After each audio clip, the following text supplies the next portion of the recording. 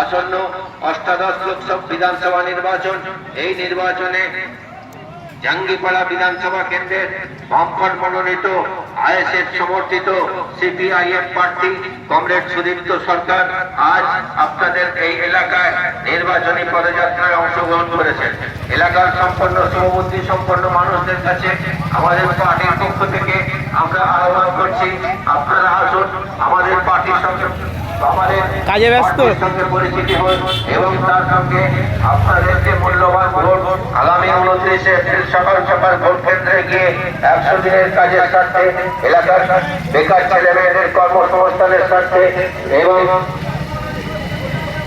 সুশাসন বাংলায় কাজে ব্যস্ত আছি, কাজ করছি গো কাজ। কমরেড সুদীপ্ত সরকারকে কাছে হাতুড়ি তারা চিহ্নে ভোট দিয়ে বিপুল ভোটে জয়ী করুন।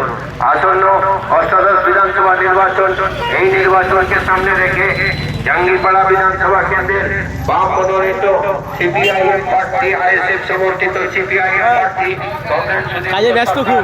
এলাকার ছেলে, কাজের ছেলে, কাজের ছেলে, এলাকার ভূমিপুত্র কমরেড সুদীপ্ত সরকার আজ আপনাদের এই এলাকার উপর দিয়ে নির্বাচনী পদযাত্রায় অংশগ্রহণ করেছেন।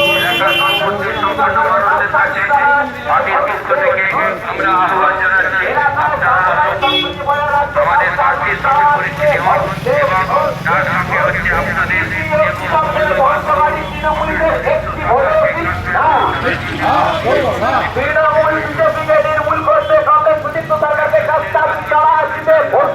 ভোট দিন, ভোট দিন, তৃণমূল বিজেপিকে ধ্বংস করে রাস্তা দুই তারা আসিতে ভোট দেন, ভোট দিন, ভোট দিন। স্বচ্ছ প্রশাসন করতে কমরেড সুদীপ্ত সরকারকে রাস্তা দুই তারা আসিতে ভোট দেন। আইএসএফ সমর্থিত